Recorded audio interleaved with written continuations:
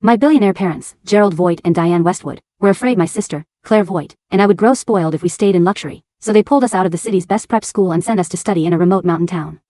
On the way there, locals knocked us unconscious and sold us into a brutal trafficking ring. I found a way to contact my parents and begged them to save us, but they said I was lying. Being sent to the mountains means you were trafficked? You really were raised too soft. You can't handle even a little hardship. Kids there get into college by fighting their way out. Learn to do the same. Stop depending on us for everything. They blocked my sister's number and mine before I could explain. To survive, my sister and I escaped after 3 days without food, but when we tried to buy tickets out of the county, the ticket clerk refused us. Sorry, miss. We've received instructions from the Voight family. You're not allowed to leave the county by any method, unless it's for college. We couldn't get away. The traffickers dragged us back. Later, my sister died from the tortures in a filthy basement. I was luckier. At my last breath, undercover anti-trafficking officers found me. I held my sister's ashes and fled to the farthest city from home. Then our cousin, Jenna Reed, posted a photo from her overseas school. Uncle Gerald and Aunt Diane are just like my real parents. They give me the best love. She tagged me on purpose, the way she always did, hoping I'd be provoked into questioning her. This time, I only liked the post and replied. If you're willing, they can be your real parents. You can be their only daughter. I was alone in a strange city. When I opened the door at 11 in the morning, I wasn't prepared at all. But the moment I saw that couple standing outside, my heart dropped. My first instinct was to run. Run, fast. Otherwise, they'd send me back to that godforsaken mountain valley again. I didn't think about anything else. I turned to grab my sister's ashes. But I had barely taken one step before someone seized my arm. I was wrenched around, and the next second, a slap landed hard across my face. You're running now? Now you know fear? Where was that fear when you and your sister skipped school together? I sent you to a hard place on purpose, so you could lose that arrogance, work hard, and prepare for your exams. If I hadn't seen your comment on Jenna's post, I'd have thought you two had finally gone quiet because you'd learned to try. Looking at that man's flushed, furious face, a chill rose inside me. He was my father. But it was exactly that title that gave him the nerve to hurt us without restraint. Where's your sister? Call her back. I went to so much trouble for both of you, and this is how you repay me? By skipping school? Claire always had even more tricks than you. You never picked up a single good habit, only the bad ones. He could hit me and curse me all he wanted. But the second he mentioned my sister, I stiffened my neck and lifted my head. If they hadn't been insane enough to believe my sister and I would turn into gold diggers just because we were born rich, my sister never would have died. What are you looking at me like that for? My stare enraged him. His hand rose again. So I can't keep you in line anymore? Go apologize to Jenna right now, or I'll make sure you feel real pain today. I'll teach you that sparing the rod only spoils the child. Hit. Apologize. The first half of Claire's life and mine had almost been buried under those 2 words. Seeing my temper flare, my mother finally stepped in to smooth things over. Clara, listen to your father. Call Claire out and apologize to Jenna, both of you. Then this whole thing is over. Your father and I are truly disappointed in you this time. If we hadn't looked into it, we still wouldn't know you never even took the exams and ran off in secret. Ha. Was it that we didn't want to take the exams? It was clearly because we'd been kidnapped by traffickers. My chest rose and fell violently, and I couldn't hold back anymore. You want me to apologize? Never. I'd rather die than apologize. My father's eyes widened, and his slap came down at once. I'll ask you one last time. Are you apologizing or not? His eyes were sharp, the pressure suffocating. My face had gone numb from the beating, but I forced myself up. I walked into the kitchen and came back with a knife. My father narrowed his eyes in disbelief. The finger he pointed at me trembled slightly. Are you trying to kill your mother and me? Good thing Jenna suggested we send you somewhere hard enough to straighten you out. Otherwise you'd really grow up to turn on your own parents for the family fortune. I looked at him calmly. When Claire and I were little, you were both busy with the business. We grew up on instant noodles. What luxury did we ever enjoy in this family? What terrible thing did we ever do, to make the 2 of you imagine your own daughters this way? My father's voice rose. You bullied Jenna. She's your cousin, your family. That was all a lie. Jenna framed Claire and me on purpose, because she wanted you to love her best. For so long, Claire's death had been the boulder pressing on my heart. My father's next words came out cold through clenched teeth. You still don't see what you did wrong. I pointed at my own head. Then beat me to death. You were going to beat me to death, weren't you? Go ahead. Claire was gone anyway. I had no reason to live then. My father glared at me for a long time. In the end, my mother snatched the knife away. This time we'll take you back ourselves. If you can't fix that rotten temper, you can stay there for the rest of your life. I sat nearby without speaking. After we boarded the plane, my mother actually sighed and reached for my hand. I dodged her. She froze, then put on that same look of bitter parental concern. Clara, I never thought you'd hate us this much. You and Claire are our biological daughters. Your father and I only did this because we wanted better for you. Jenna lost both her parents. If you two could have gotten along with her, that would have been fine. But you were spoiled from childhood and couldn't stand to have anyone else around. I gave a smile uglier than crying. Did you ever catch Claire and me bullying her? Did you ever have proof?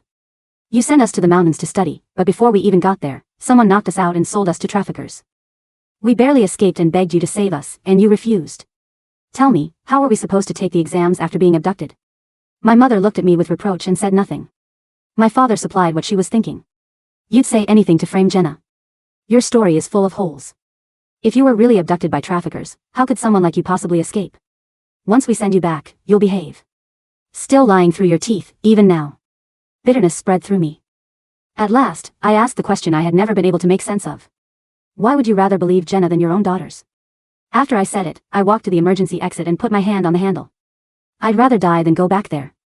After Claire and I were abducted, we were sold to a village full of lonely men. The price of resisting was a beating, stripped bare and whipped with switches. To protect me, Claire had no choice but to give herself up. And even when her body was already ruined, Claire still knelt on the ground and bowed her head to them for my sake. Please let my sister go. Please don't hurt her anymore. She's still little. I'm already like this. Please, just don't touch her, okay? Again and again, Claire pressed her forehead to the ground until tiny stones embedded themselves in her skin. The traffickers didn't spare her. They didn't go easy on me either. Claire couldn't survive eventually. I held on until the police found us during an anti-trafficking operation. Then I took Claire's ashes and went to the farthest city from home. The only reason my parents came for me this time was probably to defend Jenna. If you force me back there, I'll open this door right now. I looked at them calmly. In that moment, I truly felt the urge to take them down with me. After all, the only person in the world who loved me was already gone. My parents' faces changed in terror, and they immediately had the plane turned back. From the moment the plane landed, I was back inside that cage. On the plane, they hadn't dared make a move. Now that we were home, my father pulled out the bamboo switch without another word. He pointed at the floor. Kneel. I didn't want to kneel, but my father's bodyguards forced me down. Every time the bamboo switch fell, my back burned. I sent you to a simple, honest place to wash the stink of money off you, and look at what you've become. Absolutely disgraceful. Where's your sister? Tell her to come back now. The front door suddenly opened. For one dazed second, the timing was so perfect I almost wondered if Claire had truly come back. But the person who ran in was Jenna. The moment she entered, she threw herself into my mother's arms. Aunt Diane. My parents' voices softened on instinct. My father, who had just been ready to tear me apart, even put the bamboo switch away at once, afraid of scaring his sweet niece. Jenna, why did you come back so suddenly? You traveled all that way from overseas. Why don't you take better care of yourself? If you wanted to come home, you should have told us. Your aunt would have sent the private jet. We have the means. Why squeeze onto a commercial flight with strangers? I laughed at myself. When my sister and I studied in the city, that made us spoiled. But for Jenna, even a private jet flying back and forth was perfectly reasonable. Jenna glanced at me. I heard Clara came home. I was afraid you'd get angry and lay a hand on her, so I rushed back overnight because I was worried. Uncle Gerald, Aunt Diane, I'm already living under your roof. You've been so kind to me. So what if Clara says a few sharp things to me? Please don't be angry anymore. Playing the victim to get her way had always been her favorite trick. Her fake meekness was nauseating, but my parents fell for it every time. My father grabbed the bamboo switch again and pointed it at me. Look at Jenna, then look at yourself. When will you ever be as sensible as her? When will you stop making us worry? I stood there numbly. Before we were sent away to that remote school, Claire and I had already realized we could never win against Jenna. To keep our parents from getting angry, we swallowed every grievance and tried to stay out of her way.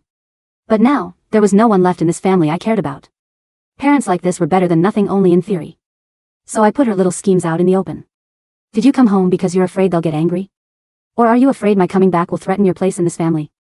A vicious flash crossed Jenna's eyes, but the next second she clutched my mother's hand and began to sob.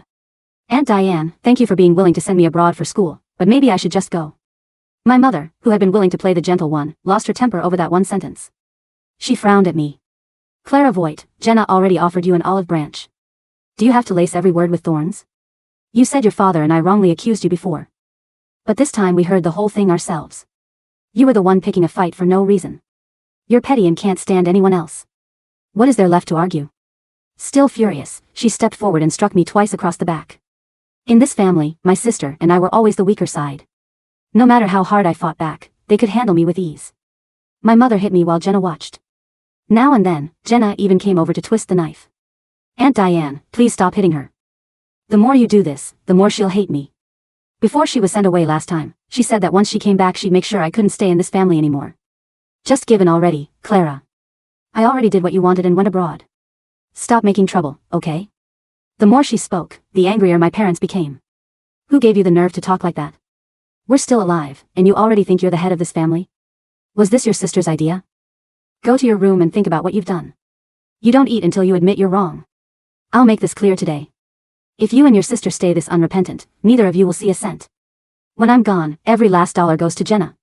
Hearing that, even Jenna, usually so good at pretending, couldn't hide the glee on her face. But I had just clawed my life back from hell. I no longer cared about money. Dragging my battered body, I turned and left. Every part of me felt like it was coming apart. Back in my room, I took a shower. When I stood before the mirror and saw the scars scattered all over my body, my nose stung. Anger and grief surged up together, and the tears finally came. These wounds were nothing. I had long since gone numb to my parents' words. But I missed Claire. My heart ached for everything she'd been put through. Before she died, she had clutched my hand and still tried to wipe the tears from my face. She had told me to be good, to not hate anyone for her sake. Clara, I'm finally free now. There were still traces of my sister in this house. I lay on her bed and wrapped myself tightly in her blanket. A bed this simple had once been something my sister and I didn't even dare dream of. 2 days later, the door opened from the outside. At that moment, I was sitting by the window with Claire's urn in my arms. Before Jenna came into our lives, my sister and I used to pass the slow afternoons exactly like this. We're giving you a chance to apologize. Call Claire right now. As long as she comes back and admits her mistakes, we won't hold the rest against you. I turned to look at them, my heart feeling as if it were being carved open. My sister was right here in my arms. How was I supposed to call her back? Jenna spoke up. Clara, I begged Uncle Gerald and Aunt Diane for a long time before they finally calmed down. Uncle Gerald has high blood pressure. Stop making them angry. I pulled my lips into a mocking smile. You really know how to look after people. No wonder my parents love you so much. My father's voice rose at once. Don't push your luck. Jenna let out a small, innocent sound and pointed at my sister's self-portrait on the wall. I'm so envious that you two were this close. Are you missing her because you're looking at her things? If so, why not just call her home? She still won't come back. Could it be that she's out there? She deliberately trailed off, leaving endless room for filthy speculation. I shot to my feet, rage bursting through my chest. That mouth of hers never stopped spewing poison. I strode over and slapped her hard across the face. Jenna dropped to the floor. Clara Voight. My father jabbed a finger at me and shouted, "Do you really think I'll keep tolerating you?" I shouted back just as loudly, "I've already nearly died at your hands more than once. Didn't you want Claire back? Fine." I turned, picked up the urn, and shoved it into his arms. Claire is dead. The traffickers tortured her to death. The ceramic urn hit Gerald's chest with a dull, heavy thud. Instinctively, his hands flew up to catch it. He held it awkwardly against his expensive suit, his fingers clutching the cold, smooth glaze of the container. For a second, the room fell into a suffocating silence. Gerald looked down at the jar, then up at me, his face twisting from rage into a look of profound disgust. "What is this sick joke?" he hissed, his voice dropping into a low, menacing register. "You bought a prop. You went to a funeral home and bought a jar of dirt to guilt your own parents? Clara, your lies are becoming pathologically disturbing. Aunt Diane, look at her." Jenna squeaked from the floor, holding her reddened cheek. Tears welled in her eyes, perfectly timed. "She's insane. She's using a fake urn to curse the family. Who does something like that? She's trying to scare you and Uncle Gerald." Diane stepped forward, her face pale but her eyes hard. She reached out and grabbed Gerald's arm, pulling him back as if the urn itself were infected. "Clara, this is too much. We sent you to the mountains to learn humility, not to become a monster. To pretend your own sister is dead. Do you have any idea how superstitious and cruel that is? Where is Claire? Did she pay for this stunt?" I looked at them. Really looked at them. The two people who had brought me into this world.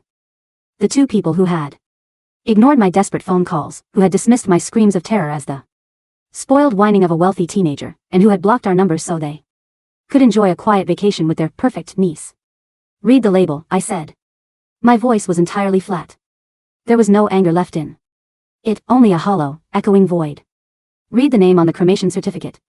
Taped to the back. Gerald's brow furrowed. With a trembling hand, he turned the urn around. A small, official white slip of paper was sealed in plastic on the reverse side. It bore the stamp of the Southwest Regional Medical Examiner's Office. Name of deceased, Claire Voight. Age, 18. Date of death, October 14, 2025.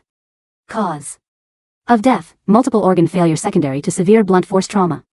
Prolonged malnutrition and untreated systemic infection. Gerald's eyes scanned the paper once. Twice. A third time. This is a forgery, he muttered, though the anger in his voice had suddenly lost its anchor. His fingers began to tremble, the heavy ceramic urn shaking in his grip.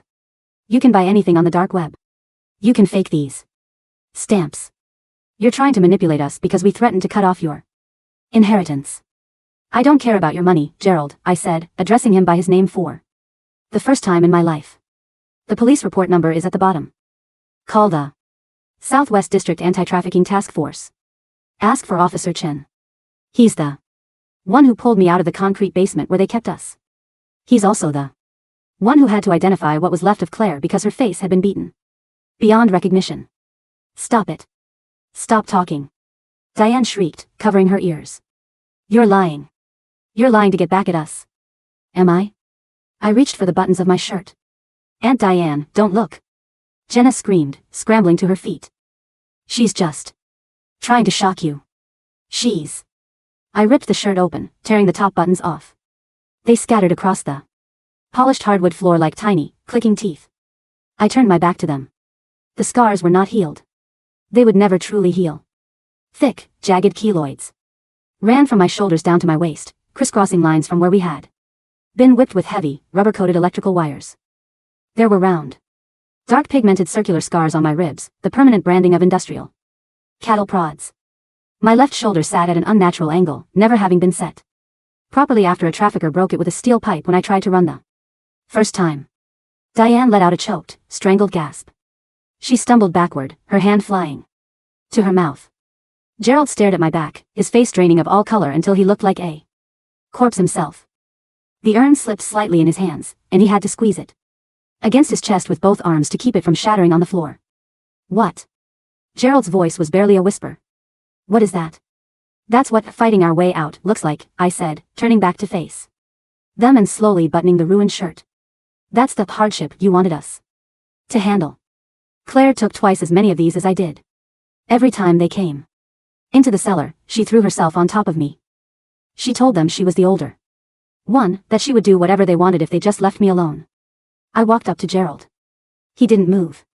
He stood frozen, a statue of a billionaire patriarch rendered entirely powerless by a handful of ash. She died 3 days before the police raided the compound, I whispered, leaning in close so only he could hear the dry, dead rattling of my breath. Her last words weren't about you. She didn't ask for her mother or her father. She just kept asking me to cover her feet because the basement floor was so cold. I reached out and took the urn back from his arms. He let it go without a fight, his hands remaining suspended in the air, hollow and empty. She's warm now, I said, cradling the jar against my chest. She'll never be cold again. Jenna was the first to break the silence. She realized, with the terrifying survival instinct of a parasite, that the tide was turning. Uncle Gerald, Aunt Diane, don't let her play with your minds, she cried, rushing forward and grabbing Diane's trembling hand. Even if something bad happened, how do we know it wasn't because they ran away from the school? The school we picked was highly rated. If they had just stayed on campus like they were supposed to, they would have been safe. They must have sneaked out to go to a club or a party, and that's how they got hurt. Diane's eyes flickered. A desperate, drowning woman, she seized upon Jenna's words like a life raft. Yes. The school. The Mountain Ridge Academy. We paid a fortune for their tuition. They have security. I looked at them with pity. We never made it to the school. The local driver you hired through your trusted connections was the brother-in-law of the trafficking ring's leader. He took our luggage, locked the doors of the van, and drove us straight into the mountains. We were sold before the school even realized we hadn't registered. No, that's impossible, Gerald whispered. I personally checked the driver's background. You checked a website, I corrected him. You didn't care.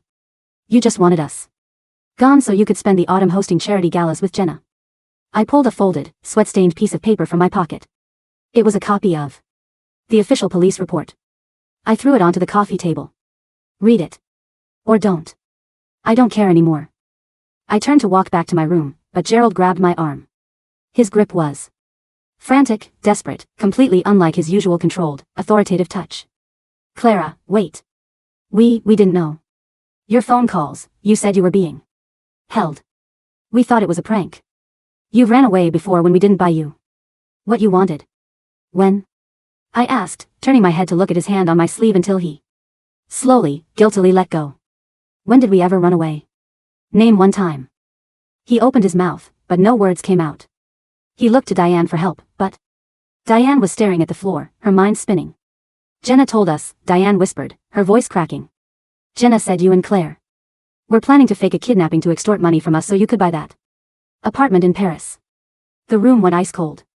Jenna's face went completely white. Aunt Diane. I only said that because I heard them talking about Paris. I didn't mean, I was just worried they were going to do something foolish. I looked at Jenna.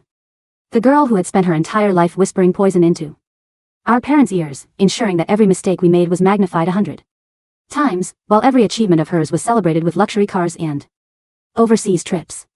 You knew, I said to Jenna. I didn't. How could I know? Jenna shrieked, backing away. We called you, I said. 3 days into our captivity, before they took our phones away, I managed to crawl to the window where there was a sliver of signal. I couldn't reach my parents because they had already blocked me. But I reached you. I begged you to tell them. I told you exactly where we were, the name of the county, the red roof of the brick factory near the highway. Gerald's head snapped toward Jenna. What? She's lying. She's lying, Uncle Gerald. Jenna sobbed, dropping to her knees. I never received any call. My phone was broken that week. I swore to you, I didn't get anything. The police forensic team recovered my phone from the trafficker's trash heap. I said calmly. The call log shows a 3-minute connection to your number on September 12th at 4:12 a.m. The audio was recorded by the automatic call recorder. App 1 had installed on my phone because I was trying to log my French pronunciation lessons. I pulled out my current cheap phone, tapped the screen, and pressed play. A tinny, distorted audio recording filled the quiet living room. Clara's voice, sobbing, terrified, Jenna. Please, you have to tell Mom and Dad. We're in some kind of basement near the old brick kiln in Lushan County. Men with guns, they took Claire. Please, Jenna, tell them to call the police. Please. Jenna's voice, calm, cold, and dripping with venom. Stop playing games, Clara. If you want to play poor, go ahead and play. Don't call me again. If you die out there, at least the family fortune won't have to be split 3 ways. Click. Static. The recording ended. The silence that followed was heavy enough to crush a mountain. Diane fell to the floor. It wasn't a graceful, theatrical faint. It was a brutal, physical collapse. Her knees hit the hardwood with a sickening crack, and she let out a howl of agony. That didn't sound human. It was the sound of a mother realizing she had hand-delivered her own children to the slaughterhouse while hugging the butcher. My baby. Diane gasped, clawing at her own chest, her manicured nails tearing through her silk blouse. Claire, my Claire. Gerald looked as if he had been struck by lightning. His eyes bulged, his face turning a dark, dangerous shade of purple. He turned slowly toward Jenna, who was trembling on the floor, trying to crawl backward toward the door. You. Gerald whispered. The word carried the weight of a death sentence. Uncle Gerald, please. It was a joke. I thought she was joking. Jenna screamed. Her voice cracking into a high-pitched shriek. She always hated me. I thought she was trying to trick me into making a fool of myself in front of you. I didn't think it was real. How could I know there were real traffickers? You knew, I said. Because 3 days later, when Claire and I managed to escape through a coal chute and ran to the local bus station, the clerk refused to sell us tickets. He said a wealthy family from the city had called and given explicit instructions that the Voight daughters were not to be allowed to leave the county by any means. I looked at Gerald. You didn't make that call, did you? Gerald stared at me, his mouth hanging open. No. I didn't even know you had reached the county yet. I thought you were still on the train. But someone did, I said, my gaze dropping to Jenna. Someone who had access to your family office credentials. Someone who knew the county authority contacts. Because she had helped arrange our travel details. Jenna was shaking so violently she could barely speak. No, I didn't. I told the school coordinator to keep an eye on you. I didn't tell the bus station. The police arrested the bus clerk last month, I interrupted her. Under interrogation, he confessed he received a $50,000 wire transfer from a shell company registered in Hong Kong. The beneficiary owner of that shell company is your biological aunt on your mother's side. The account was opened using a power of attorney signed by you, Jenna. The puzzle pieces fell into place with a terrifying, absolute finality. Jenna hadn't just ignored our cries for help. She had actively ensured that our escape routes were cut off. She had used the Voight family name and her own hidden funds to construct a wall around Lushan County, turning our prison into an inescapable tomb. All so she could be the only daughter. All so she could inherit the billions Gerald and Diane had built. Gerald let out a roar of absolute fury. He lunged forward, grabbing Jenna by her hair and dragging her off the floor. You monster, he screamed, his face distorted with a rage so primal it shook the walls of the house. We took you in. We treated you like our own. We gave you everything. And you killed my daughter. You killed Claire. Gerald, stop. You'll kill her. Diane sobbed, though she made no move to stop him. She was curled on the floor, staring at Claire's urn with hollow, dead eyes, repeating her name over and over like a mantra. Let her die. Gerald roared, throwing Jenna against the heavy marble fireplace. Jenna's head hit the stone with a sharp crack, and she let out a whimpering cry. Blood beginning to seep from her hairline. I will tear you apart. I will destroy every single person in your family. You will rot in the deepest, darkest hole this country has. I watched the spectacle with complete detachment. There was no joy in seeing Jenna bleeds. There was no satisfaction in watching Gerald scream. None of this would bring Claire back. None of this would erase the smell of damp concrete, the taste of stale water, or the sound of my sister's labored breathing in the dark. I picked up the urn, holding it gently against my side. I'm leaving, I said. Gerald stopped. He let go of Jenna, who collapsed into a heap of bruised flesh and torn clothing by the hearth. He turned to me, his eyes bloodshot, tears finally spilling down his cheeks. Clara, please, he sobbed, taking a step toward me, his hands outstretched. Don't go. We'll fix this. We'll get the best doctors. We'll buy the best hospital. We'll make it up to you. I'll give you everything. The entire company, it's yours. Just don't leave us. You can't buy a life, Gerald, I said, walking toward the front door. You couldn't buy Claire's, and you certainly can't buy mine. Clara, please. Diane cried, crawling on her knees across the floor, reaching for the hem of my pants. I'm your mother. I carried you. Don't leave me alone with this. Please. I stopped and looked down at her. When Claire was dying, she asked me if you would be sad if we never came home. I said softly. I told her you would be. I lied to her so she could die with a little bit of peace. Now, I don't have to lie anymore. I stepped over Diane's outstretched hands, opened the door, and walked out into the cold morning air. The days that followed were a blur of cold rain and dark rooms. I didn't go back to the far-off city. I stayed in a small, cheap motel on the outskirts of our hometown. I needed to finish this. Claire's story couldn't end with just a private confession in a wealthy living room. The world needed to see the rot beneath the Voight family's golden facade. I didn't have to do much. The momentum of their own guilt and the wheels of justice took care of the rest. Using the evidence I had provided to the task force, the federal police launched a massive, high-profile raid on Jenna's assets and contacts, too. Within 48 hours, Jenna Reed was arrested at a private airfield trying to board a chartered flight to a non-extradition country. The media, tipped off by an anonymous source, which was me, descended like vultures. Voight heiress arrested in connection with human trafficking and murder of cousin. The headlines dominated the news for weeks. The public was transfixed by the sheer, gothic horror of the story. 2 young girls, daughters of one of the country's wealthiest couples, sent to a remote mountain town as a disciplinary measure, only to be betrayed by their cousin and left to die in a trafficking ring while their parents blocked their calls. The Voight Group's stock plummeted. Billion-dollar contracts were cancelled overnight. Shareholders panicked, demanding Gerald's immediate resignation. But Gerald didn't care about the company anymore. He spent his days locked in his mansion, drinking himself into stupors. Surrounded by armed guards he no longer trusted. He tried to call me hundreds of times. He sent desperate, rambling text messages, offering me properties, trusts, and islands. Clara, please. I've set up a $10 billion foundation in Claire's name. We're building hospitals. We're building schools. Just come home. Let us see you. Once. I never replied. I deleted every message. One evening, a knock came at my motel door. I opened it to find Officer Chin standing there, his coat damp from the rain. He looked tired, his eyes carrying the same heavy exhaustion I felt in my bones. Clara, he said gently. Can I come in? I nodded and stepped aside. He sat on the single creaky chair in the corner of the room. We finalized the charges against Jenna Reed today. The prosecutor is pursuing first-degree murder under the felony murder rule, alongside conspiracy to traffic humans and kidnapping. With the audio recording and the bank transfers, she's looking at life without parole. Possibly the death penalty, depending on how the trial goes. And the traffickers? I asked. The ringleaders in Lushan County have been rounded up, Chin said, his voice hardening. 2 of them resisted arrest.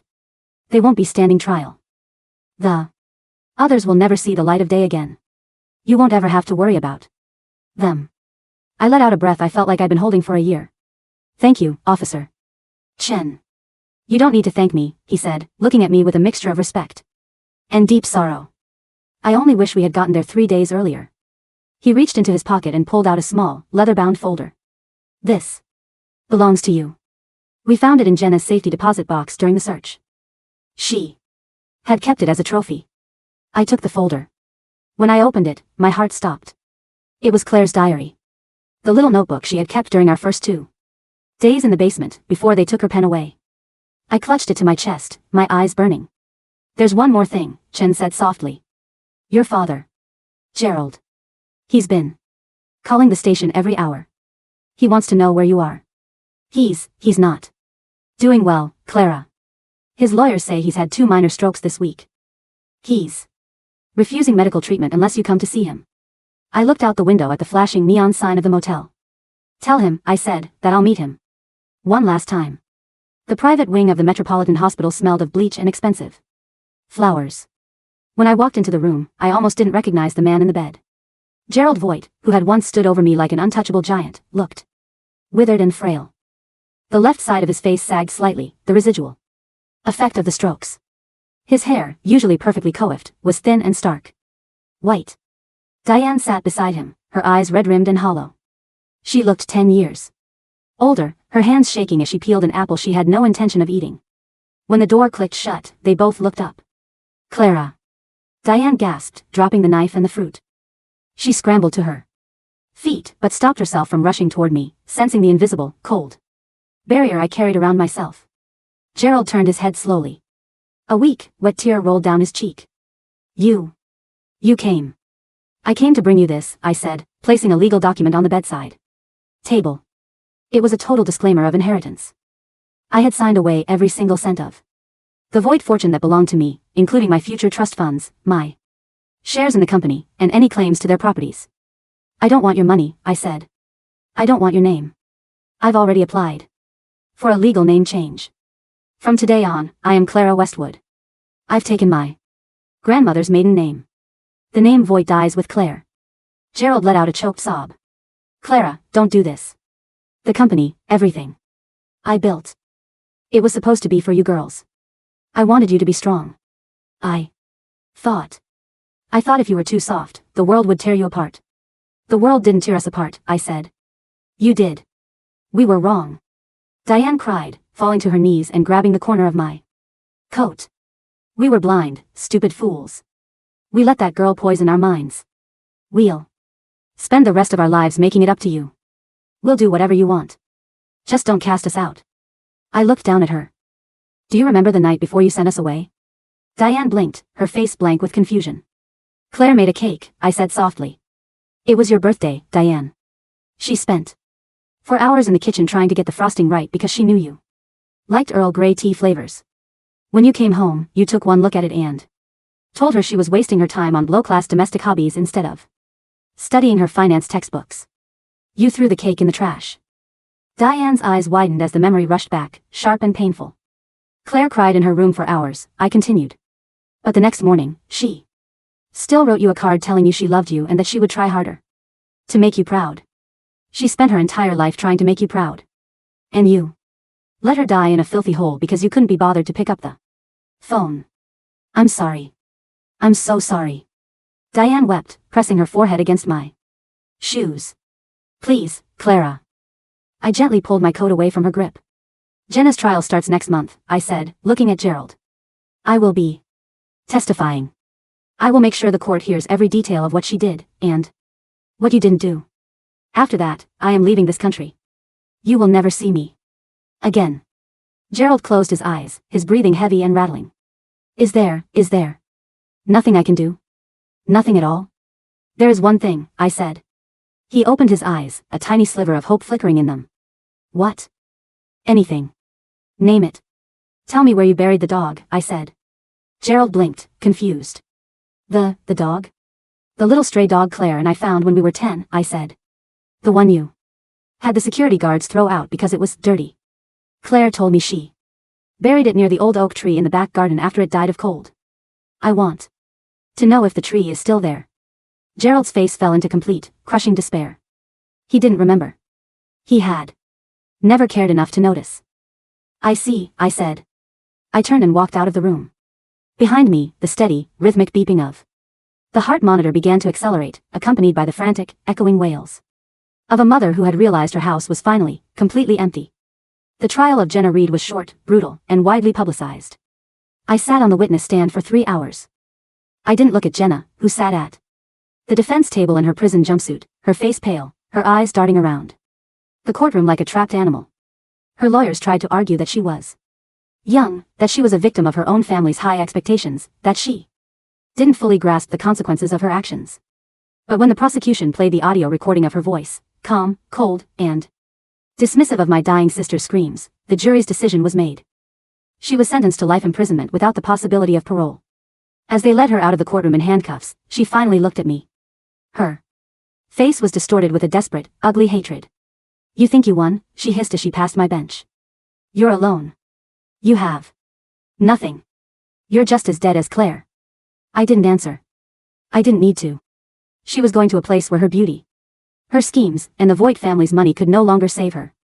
She would spend the rest of her days in a concrete cell, matching the one she had forced us into. 2 days later, I bought a train ticket. I didn't take a private jet. I didn't hire a driver. I sat by the window of a regular passenger train, holding Claire's urn in my lap, wrapped in the soft wool blanket she had loved. I traveled to a small coastal town in the north. It was a place we had seen in an old travel brochure when we were children, a quiet town of gray slate roofs, green cliffs, and a vast, roaring blue sea that went on forever. Claire had always wanted to see the ocean. I walked down to the beach. The wind was sharp and cold, carrying the clean, salty tang of the tide. The waves crashed against the black rocks, throwing white foam high into the air. I sat on a smooth stone and opened Claire's diary. The handwriting on the first few pages was neat, but as the days went on, the letters became shaky, written in the dark by the light of a tiny basement window. September 15th, it's very dark today. Clara is asleep. Her shoulder hurts, but I managed to bind it with a piece of my shirt. I told her we're going to be okay. I told her Mom and Dad are probably on their way with the police right now. I have to believe that. If I don't think I can keep my eyes open. September 18th, I had a dream last night. We were at the beach. The water was so big, Clara. It went all the way to the sky. There were no walls. No doors. No men with heavy boots. Just the wind and the salt. If we make it out of here, let's go there. Let's build a house where we can hear the water sleep. September 20th, be good, Clara. Don't be angry. Don't hate them. If you hate them, they win. Just remember the water. I closed the book. I unscrewed the lid of the urn. I stood at the edge of the water, where the wet sand met the foam. I took a handful of the fine, gray ash. It felt light, almost weightless, like the seeds of a flower waiting for the wind. We're here, Claire, I whispered. We made it. I threw the ashes into the wind. They caught the breeze, rising high into the gray sky, before scattering over the vast, endless blue of the ocean. They dissolved into the foam, carried away by the deep, untamed currents, far away from Lushan County, far away from the Voight mansion, and far away from the cold concrete floors of the world. I stood there for a long time, watching the water, until the sun began to set, painting the sky in soft shades of orange and gold. For the first time in a very long time, I took a deep, clean breath. I was alone, but I wasn't empty. I had my sister's memory, and I had the wide, open world before me. I turned my back to the sea and walked toward the small, quiet town, ready to find a place where I could finally learn how to live.